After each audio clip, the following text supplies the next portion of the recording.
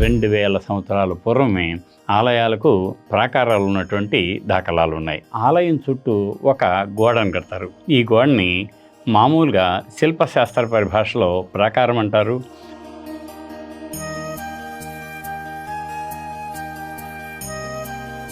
వాటిలో ముఖ్యంగా మయమతం, మానసారం, విశ్వకర్మీయం, కాశ్యపం ఇలా కొన్ని శిల్పశాస్త్రాల్లో మనం వీటిని గురించి సంప్రదించవచ్చు.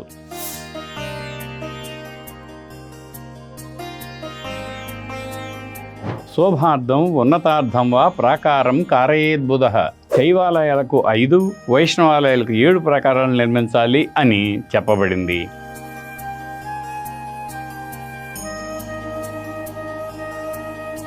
కంచిలోని ఏకాంబరేశ్వరాలయానికి 5 ప్రాకారాలు ఉన్నాయి. వాటిని పంచ ప్రాకారాలు అని అంటాం. శ్రీరంగంలోని రంగనాథ స్వామి ఆలయానికి 7 ప్రాకారాలు ఉన్నాయి. వాటిని సప్త ప్రాకారాలు అని అంటాం.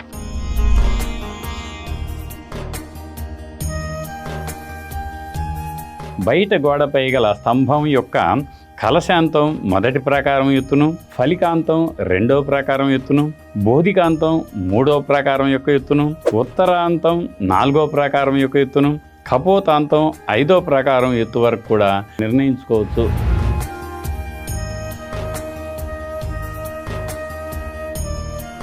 పుష్పభద్ర స్వామి అని ఒక ఆలయం ఉంది. ఆ ఆలయానికి ఆశ్చర్యం ఏంటంటే గ్రౌండ్ ప్లాన్ ఏమో బౌద్ధ చైత్యం మాదిరిగా గుర్రపు నాడ ఆకారంలోనూ లేక గజపృష్టం, హస్తి పృష్టం అంటారు. ఏనుగు వెనుక నుంచి ఇలా ముందు వరకు చూస్తే ఎలా ఉంటుందో అలా కనిపిస్తుంది అన్నమాట.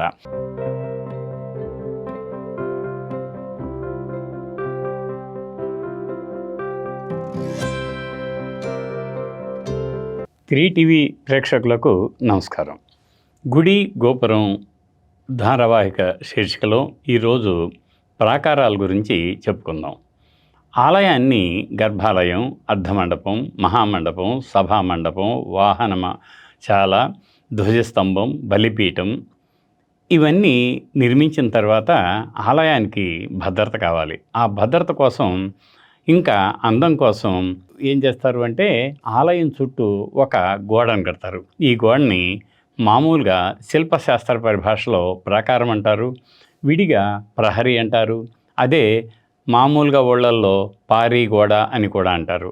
ఈ ప్రాకారాలు చాలా ఎత్తుగా, సువిశాలంగా, పొడవులోనూ వెడల్పులోనూ బాగా ప్రస్ఫుటంగా కనిపించేట్లుగా నిర్మిస్తారు. దీనికి సంబంధించి శిల్ప ఆగమ శాస్త్రాల్లో అనేక వివరాలు ఉన్నాయి. ఏ వివరాలు అవి అంటే, ఒకటి అసలు ప్రాకారాలు ఎందుకు కడతారు, తర్వాత ప్రాకారాలు ఎన్ని ఉండాలి, వాటికి పేర్లు ఏమిటి, వాటి యొక్క కొలతలు పొడవు, వెడల్పు, ఎత్తు ఎంతెంత ఉండాలి, వాటిని మూల ఆలయంతో ఏ ఏ పరిమాణం ఎత్తు వరకు నిర్మించుకోవచ్చు, ఇంకా ప్రాకారాలు నిర్మించిన తర్వాత గోపురంతో అనుసంధానిస్తారు. ఆ తర్వాత ప్రాకారం మూలల్లో కొన్ని విగ్రహాలను కూడా పెడతారు. సో ఈ వివరాలన్నీ కూడా మనకు శిల్ప ఆగమ శాస్త్రాల్లో పేర్కొనబడ్డాయి. వాటిలో ముఖ్యంగా మయమతం, మానసారం, విశ్వకర్మీయం, కాశ్యపం ఇలా కొన్ని శిల్పశాస్త్రాల్లో మనం వీటిని గురించి సంప్రదించవచ్చు. ఇక ప్రాకారంలో అసలు ఎందుకు కడతారు ప్రాకారాన్ని అంటే ఒక చక్కటి శ్లోకం చెప్పబడింది. అదేమిటంటే విశ్వకర్మీయంలో శోభార్థం ఉన్నతార్థం వా ప్రాకారం కారయేద్బుధ. శోభార్థం అందంగా ఉండటానికి, ఉన్నతార్థం ఆలయానికి బయట కొంచెం ఎత్తుగా కనిపించడానికి ప్రాకారం కట్టాలని చెప్పింది. మయమతంలో మరో రకంగా చెప్పారు. సర్వేషామపి హర్మ్యానాం బాహ్యే బాహ్యేతు కుడ్యకం రక్షార్థం విమానానాం శోభార్థంచ తధాదున పరివార నివేశార్థం ప్రాకారం ప్రోచ్యతే బుధైః. అంటే ఆలయ ప్రాంగణంలో నిర్మించే ఈ కట్టడం ఎత్తుగాను, అందంగాను, రక్ష కోసం నిర్మించాలని చెప్పబడింది. మానసారంలో మరో రకంగా వివరాలున్నాయి. మానసారంలో ఏం చెబుతారంటే బల్యర్థం, పరివారార్థం, శోభార్థం, రక్షార్థకం పంచ ప్రాకార హర్మ్యానాం అధునా వక్ష్యతే క్రమాత్. ఈ విధంగా 5 ప్రాకారాలను ఎలా కట్టాలో నేను చెబుతున్నాను అని మానసార మహాముని మానసారం అనే శిల్పశాస్త్రంలో చెప్పాడు. బలిని పెట్టడానికి అంటే బలిని సమర్పించడానికి, పరివార దేవతలను ఉంచటానికి, అలంకారం, రక్ష కోసం ఆలయాలకు 5 ప్రాకారాలు నిర్మించాలని చెప్పబడింది. ఈ ఆలయాల్లో 5 ప్రాకారాలు దేనికి ఉండాలి, 7 ప్రాకారాలు దేనికి ఉండాలి అవి కూడా మనకు తెలుసు కదా. మనం ఎక్కడికైనా ఆలయాలకు పోతే ఒక్కొక్కసారి ఒక ప్రాకారమే ఉంటుంది. అంతేకాకుండా ఒక్కొక్కసారి 2 ప్రాకారాలు కూడా ఉంటాయి, 3 ప్రాకారాలు ఉంటాయి, 5 ఉంటాయి, 7 ఉంటాయి. వీటికి సంబంధించి కూడా శిల్పశాస్త్రాల్లో ఏం చెప్పారంటే, శైవాది సర్వమూర్తిం వా పంచప్రాకార కల్పయేత్ వైష్ణవాలయ సర్వాణం ఏకాది సప్తశాలయో అని విశ్వకర్మీయం అనే శిల్పశాస్త్రంలో చెప్పబడింది. అంటే ఏమిటి, ఆలయాల లోపల శైవాలయాలకు 5, వైష్ణవాలయాలకు 7 ప్రాకారాలను నిర్మించాలి అని చెప్పబడింది. వాటిలో 1 నుంచి 7 వరకు కొన్ని పేర్లు కూడా ఉన్నాయి. మనకు మరి ఈ 5 ఎక్కడున్నాయి, 7 ఎక్కడున్నాయి అని అంటే, మామూలుగా అర్థం చేసుకోవటానికి వీలుగా కంచిలోని ఏకాంబరేశ్వరాలయానికి 5 ప్రాకారాలు ఉన్నాయి, వాటిని పంచ ప్రాకారాలు అని అంటాం. అలాగే శ్రీరంగంలోని రంగనాథ స్వామి ఆలయానికి 7 ప్రాకారాలు ఉన్నాయి, వాటిని సప్త ప్రాకారాలు అని అంటాం. ప్రాకారాలకు మరి ఏమైనా పేర్లు ఉన్నాయా, లేక 1, 2, 3 అనే పిలుస్తామా అంటే అలా కాదు. 1, 2, 3 అనేదేమో సంఖ్యాపరంగా మనం చెప్పుకుంటాం, కానీ ప్రతి ప్రాకారానికి ఒక పేరుంది. ఆ పేర్లు శిల్పశాస్త్రాల్లోనూ ఆగమ శాస్త్రాల్లోనూ ఉన్నాయి. ఈ పేర్లు 1 నుంచి మొదలు 7 ప్రాకారాల వరకు ఒక విధంగా ఉన్నాయి. మరో విధంగా ఎలా ఉన్నాయంటే, సరి సంఖ్యను బట్టి కొన్ని పేర్లు, బేసి సంఖ్యను బట్టి కొన్ని పేర్లు వాటికి ఉన్నాయి. అంటే దాని అర్థం, ఒక ఆలయానికి 4 ప్రాకారాలు ఉన్నాయి అనుకుందాం, అది సరి సంఖ్య. అలాంటప్పుడు ఆ ప్రాకారాల పేర్లు మారుతున్నాయి. అలా కాకుండా బేసి సంఖ్యతో నిర్మించిన ప్రాకారాలు అంటే 1, 3, 5 అలా నిర్మించినప్పుడు వాటికి మరో రకమైన పేర్లు ఉన్నాయి. అవేమిటో చూద్దాం మనం. విశ్వకర్మీయం అనే శిల్పశాస్త్రంలో అంతర్మండలమేకంతు అంతర్హార ద్వితీయకం, మధ్యహార తృతీయంతు బాహ్యహార చతుర్థకం, మర్యాది పంచధానైవ మహామర్యాది షడ్ భవేత్, ప్రావేశం సప్తప్రాకారం నామభేదంతు కల్పయేత్. అంటే మామూలుగా అర్థం చేసుకోవటానికి ఈ శ్లోకాల్ని విడమర్చి చెప్పుకుంటే, మొదటి ప్రాకారానికి అంతర్మండలమని, రెండో ప్రాకారానికి అంతర్హారమని, మూడో ప్రాకారానికి మధ్యహారమని, నాలుగో ప్రాకారానికి బాహ్యహారమని, ఐదో ప్రాకారానికి మర్యాది అని, ఆరో ప్రాకారానికి మహామర్యాది అని, ఏడో ప్రాకారానికి ప్రావేశకం అని 7 రకాలైనటువంటి పేర్లు ఉన్నాయి.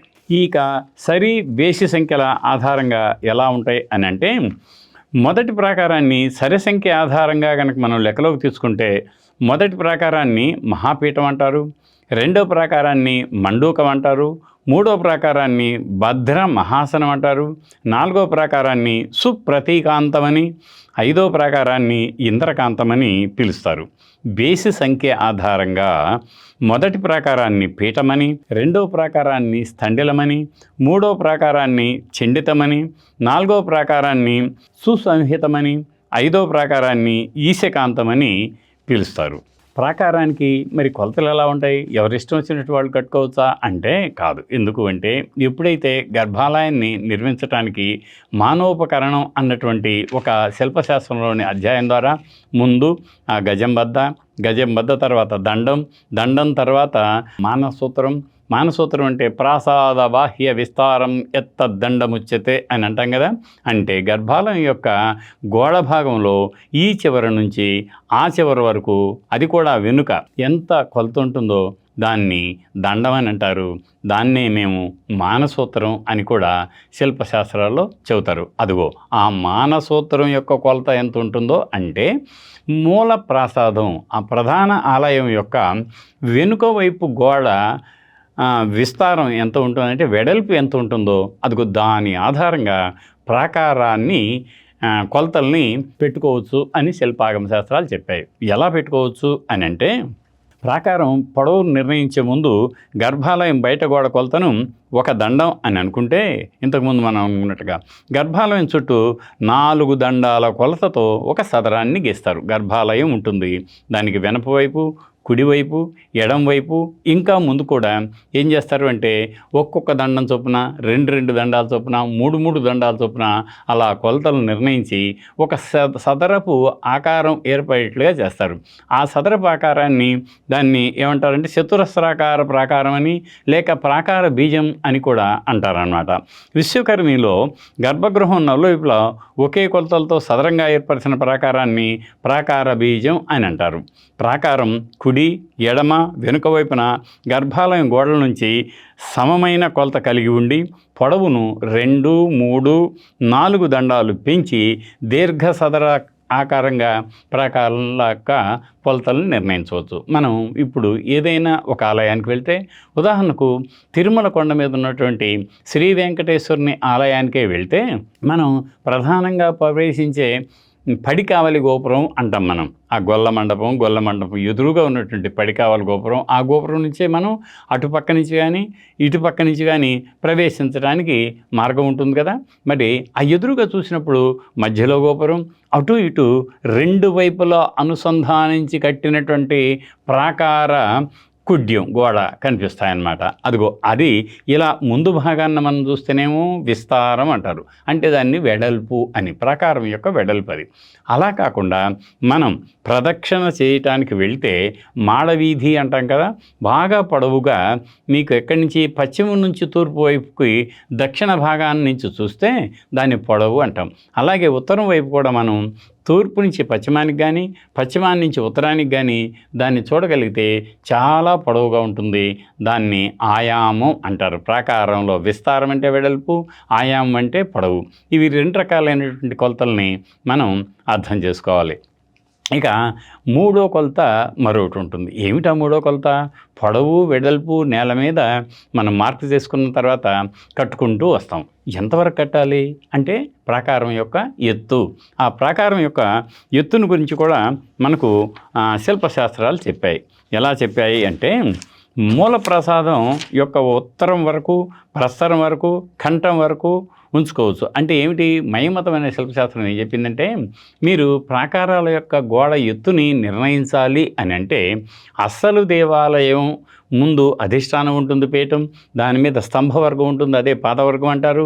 దాన్ని హాయిగా స్తంభాలతోనూ కోష్టాలతోనూ తీర్చిదిద్ది అలంకారంగా చేసి ఉంటుంది ఆల్రెడీ. అది ఆ ఉన్నటువంటి యొక్క గర్భాలయ వెనుక వైపు లేక పక్కల స్తంభవర్గం ఎక్కడైతే స్తంభాలు అలా కనిపిస్తూ ఉంటాయో ఆ స్తంభానికి కూడా కొన్ని అలంకారాలు ఉంటాయి. అవేమిటి? ఒకటి అశ్వపాదం అంటారు, కింద ఉండేదాన్ని. మధ్య భాగాన్ని స్తంభం అంటాం. ఆ స్తంభం పైన కలశం ఉంటుంది ఒకటి. ఆ కలశం పైన వృత్తాకారంగా కుడం అంటాం మేము. ఆ కుడం మీద మళ్ళీ ఫలిక ఉంటుంది. ఫలిక కింద పద్మం ఉంటుంది. దానిపైన వీరకంఠం ఉంటుంది. దానిపైన ఏముంటుంది? బోధే ఉంటుంది. దానిపైన ఉత్తరం ఉంటుంది. ఉత్తరం పైన మళ్ళీ ప్రస్తరం ఉంటుంది. అదిగో అలా కొన్ని ఎత్తుల్ని నిర్ణయించుకోవచ్చు అన్నమాట. అంటే ఒకవేళ బయట 2 పక్కల ప్రాకారం నిర్మించేటప్పుడు వరుసగా పెరుచుకుంటూ పైకి వెళ్ళేటప్పుడు ఎంతవరకు వెళ్ళాలి అని అంటే, అదిగో ప్రధాన ఆలయం యొక్క గోడ మీద ఉన్న స్తంభం యొక్క కలశాంతం, తర్వాత కుడం అంటాం మనం, వృత్తంగా ఉంటుంది, దాని వరకు. ఆ తర్వాత పద్మాంతం, ఫళికాంతం, ఆ తర్వాత బోధె అంటే మీకు తెలుసు కదా, పోదిక అంటాం మేము. ఆ పైన అనమాట ఉత్తరం కింద ఉంటుంది, అది స్తంభం మీద చిట్ట చివరి బ్రాకెట్ అంటారు దాన్ని.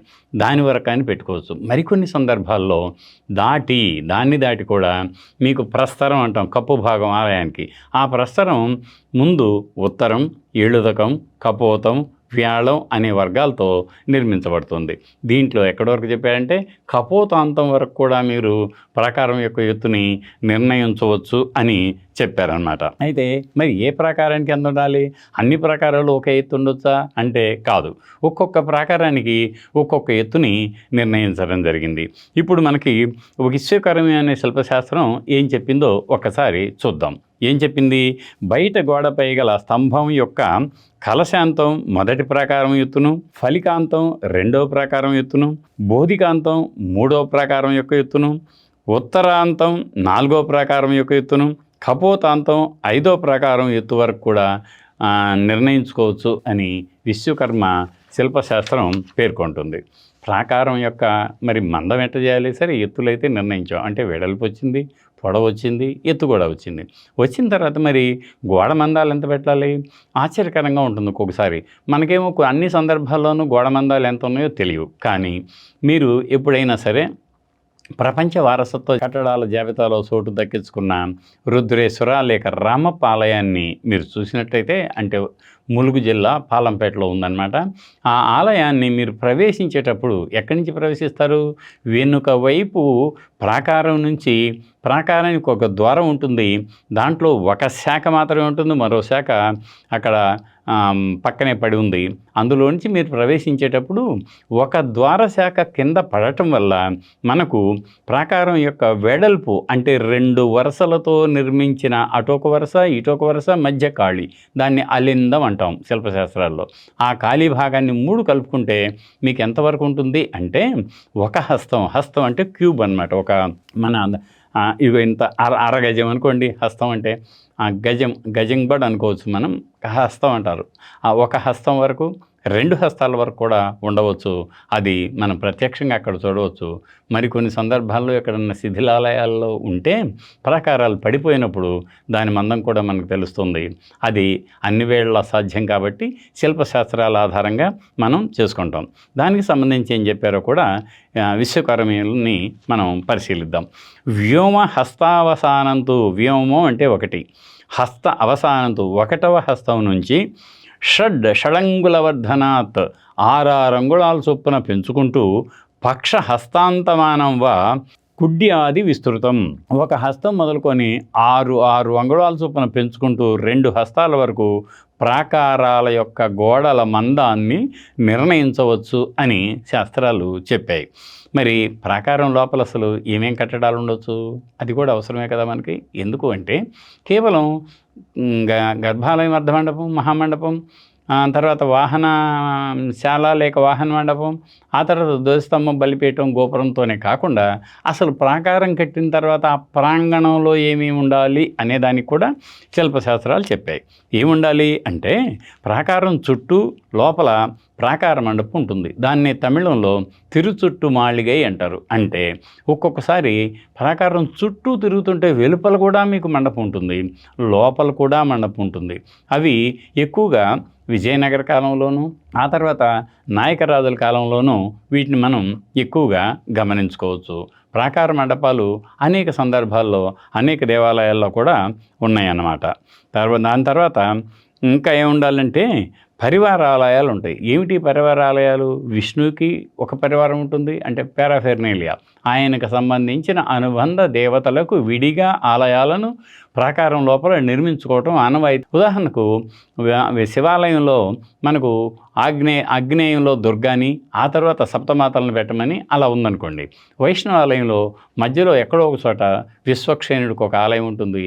ఇలా తత్సంబంధ దేవతలకు, అనుబంధ దేవతలకు, వాళ్ళ అనుచరులకు ఆలయాలు ఉంటాయన్నమాట. అవన్నీ కూడా శిల్పశాస్త్రాల్లో పరివార లక్షణంలో మనం క్షుణ్ణంగా తెలుసుకోవడానికి అవకాశం ఉంది. ఆ తర్వాత మరి అసలు ఈ గోడలను ఎట్ట కట్టచ్చు అంటే సాదా సీదాగా కడతారు. ఎక్కువగా సాదా సీదాగానే కాకుండా వాటికి కూడా ఉపానం మొదలైనటువంటి వర్గాలతో అధిష్టానం ఉంటుంది, దాని మీద పాదవర్గం ఉంటుంది, దానిపైన ప్రస్తర వర్గం కూడా ఉంటుంది. అంటే మూలాలయానికి ఏ రకంగా అయితే ఆలయ వెలుపలి గోడలు కనిపిస్తాయో అలాగే ప్రాకారానికి కూడా నిర్మించాలి అని చెబుతారు. మధ్య మధ్యలో కోష్టాలతో కూడా అలంకరించమన్నారు, పంజరాలతో కూడా అలంకరించమన్నారు. శాల అంటే మనకి ఎట్లాంటి దీర్ఘచతురస్రాకారంగా స్తంభాలపై ఒక రకమైన కట్టడం అన్నమాట. దాంతోపాటు ఇంకేముండాలి అలంకారాలంటే ఆలయం పైన మూలల మీద కోపింగ్గా ఒకటి ఉంటుంది కదా, మూలల మీద ఏమేమి ఉండాలి అని అంటే దానికి సంబంధించి కూడా కొన్ని ఆధారాలు దొరికినాయి. ఏమేమి దొరికినాయి అంటే శివాలయం అయితేనేమో మనం చూస్తాం ఒక మూలలో ఇటు అటు 2 బాడీలు ఉంటాయి, ఒకే తలతో వృషభం ఉంటుంది, అలా అన్ని మూలల్లో. అదే కనుక విష్ణువాలయం అయితే గరుత్మంతుడు అంజలి ముద్రతో కూర్చున్నట్లుగా ఉంటుందన్నమాట. అది కూడా అంతే, మధ్యలో కార్నర్కి ముఖం వచ్చేట్టుగా ఇటు బాడీ ఉండి ఆయన ఇలా నమస్కరిస్తున్నట్టుగా చేస్తూ ఉంటారు. ఇవి రెండూ కాకుండా అమ్మవారికి కానీ లేక విష్ణువు కానీ సింహం, అది సింహం కూడా ఉంటుంది. ఇంకొకటి ఏముందంటే భూతం అంటారు. కోడి భూతం. కోడి అంటే కార్నర్ తమిళ్లో. భూతం అంటే మనకి భూతగణం అంటాం కదా, మంచి ఈ బాగా బలిష్టమైనటువంటి శరీరంతో ఉండి శంఖాన్ని పూరిస్తున్నటువంటి భూత గణాలను కూడా మూలల్లో పెట్టుకోవటం సర్వసాధారణం. ఈ ప్రకారం ఇలా నిర్మించిన తర్వాత, అలంకరించిన తర్వాత దాన్ని ఏం చేస్తారు అంటే గోపురానికి ఖచ్చితంగా అంటే వెడల్పు భాగంలో మధ్యలో అనుసంధానిస్తారు. అది ప్రాకారానికి సంబంధించిన కథ. అయితే మరి చారిత్రకంగా ఒకసారి ఈ ప్రాకారాలు ఎక్కడున్నాయో, ఎప్పుడు ప్రారంభమయ్యాయో తెలుసుకుంటే ఆశ్చర్యంగానే ఉంటుంది. అది ఎలా ఉంటుందంటే మధ్యయుగాల్లో కట్టిన ఆలయాలకే కాక మనకు దాదాపుగా 2000 సంవత్సరాల పూర్వమే ఆలయాలకు ప్రాకారాలు ఉన్నటువంటి దాఖలాలు ఉన్నాయి. అవి ఎక్కడున్నాయి? ఒకటి మనకి ఇప్పుడు బాగా అందుబాటులోకి వస్తున్నటువంటి ఒక ప్రాకారం ఎక్కడుంది అంటే శ్రీపర్వత విజయపురిగా పేరుగాంచిన నాగార్జునకొండ. నాగార్జునకొండలో అది నీటి ముంపుకు గురవటాన అంటే కృష్ణానదికి నాగార్జున సాగర్ డ్యామ్ కట్టారు కదా, ఆ కట్టే ముందు ఆ నీటి ముంపుకు గురైన ప్రాంతంలో పురావస్తు అన్వేషణ తవ్వకాలు చేపట్టారు. ఎందుకు అంటే మన జాతి వారసత్వానికి ప్రతీకలైనటువంటి అనేక చారిత్రక ఆనవాళ్ళు అక్కడ ఉన్నాయి, వాటిని పరిరక్షిద్దాం అని ప్రభుత్వం తీర్మానించి తవ్వకాలు 6 సంవత్సరాల పాటు చేపట్టారు. ఈ 6 సంవత్సరాల్లో అనేక బౌద్ధారామాలు, హిందూ అంటే వైదిక బ్రాహ్మణ ఆలయాలు వెలుగు చూశాయి. ఈ వైదిక బ్రాహ్మణ ఆలయాల్లో పుష్పభద్ర స్వామి అని ఒక ఆలయం ఉంది.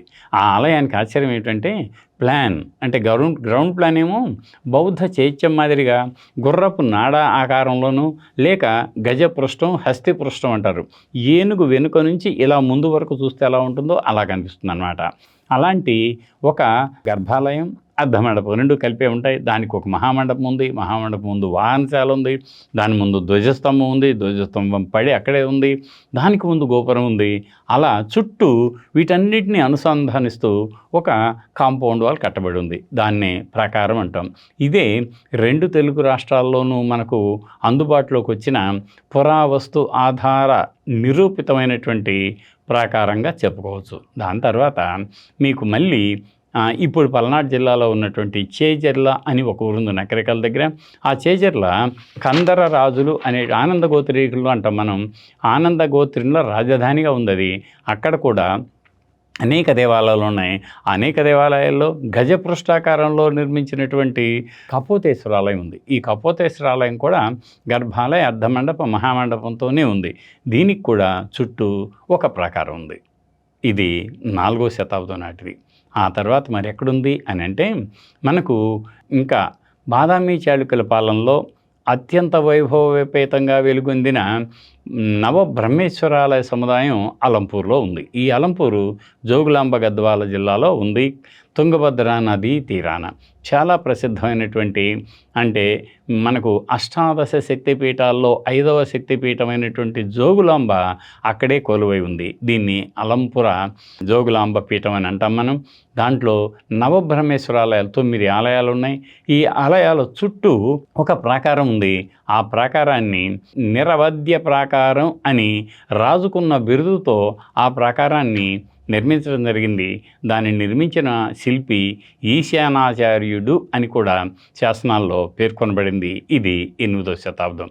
మరి దాదాపుగా సమకాలీనం ఇంకా కొంచెం తరువాత కాలానికి చెందినటువంటి ఆంధ్రప్రదేశ్లోని శ్రీముఖలింగం శ్రీకాకుళం జిల్లాకి లోపలగా ఉంటుంది.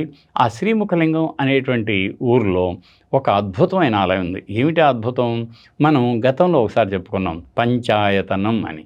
శ్రీ మధుకేశ్వర స్వామి దేవాలయం పంచాయతనంగా కొలువు తీరింది. ఆ చుట్టూ ఆ గమ్మత్ ఏమిటంటే ఈ పంచాయతనాన్ని కలుపుకుంటూ ఒక కాంపౌండ్ వాల్ ఉంది. అదే ప్రాకారం. ఆ ప్రాకారం కూడా చక్కటి రసరమ్యమైన రూప లావణ్యం కూడిన అద్భుత శిల్ప కళ ప్రతిబింబించేట్లుగా ఆ ప్రాకారాన్ని నిర్మించారు.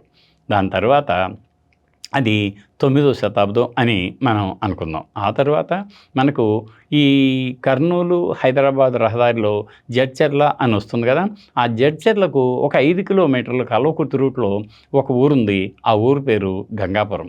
గంగాపురంలో మళ్ళీ ఇంతకుముందు మనం చెప్పుకున్నట్లుగానే ఒక పంచాయతనాలయం ఉంది. ప్రధాన ఆలయం చెన్నకేశవ. ఈ ఆలయం చుట్టూ ఆశ్చర్యం ఏమిటంటే 2 ప్రాకారాలున్నాయి. ఒకటి మట్టి ప్రాకారం, రెండోది బాగా రాతితో నిర్మించినటువంటి ప్రాకారం. మరది ఎంత విశాలమైన ప్రాకారం అంటే వెళ్ళి చూస్తే కానీ దాని యొక్క గొప్పతనాన్ని మనం అర్థం చేసుకోలేము. అది కళ్యాణి చాళుక్యుల కాలపు 11వ శతాబ్దపు ప్రాకారం. ఇంకా ఆ తర్వాత కళ్యాణి చాళుక్యుల తర్వాత తెలంగాణలో, అటు ఆంధ్రప్రదేశ్‌లో పరిపాలించిన వారు కాకతీయులు. కాకతీయుల కాలంలో త్రికూటాచలం అని ఎక్కువగా త్రికూట దేవాలయాలు నిర్మించారు. విడి ఆలయాలు కూడా అనేకం ఉన్నాయి. కానీ ప్రతి ఆలయానికి వాళ్ళు ప్రాకారాన్ని నిర్మించారు. ఉదాహరణకు కొండపర్తి అనేటువంటి ఒక ప్రాంతాన్ని చూసుకోవచ్చు.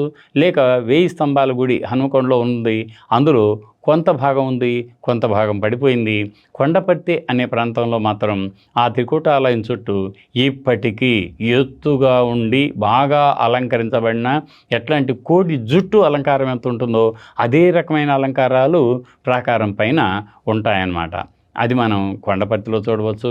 ఇంకా అనేక కాకతీయ ఆలయాల్లో మనం ఈ ప్రాకారాన్ని చూడవచ్చు. మరి వారి తర్వాత వచ్చినటువంటి విజయనగరాదుల కాలంలో ఏమైంది?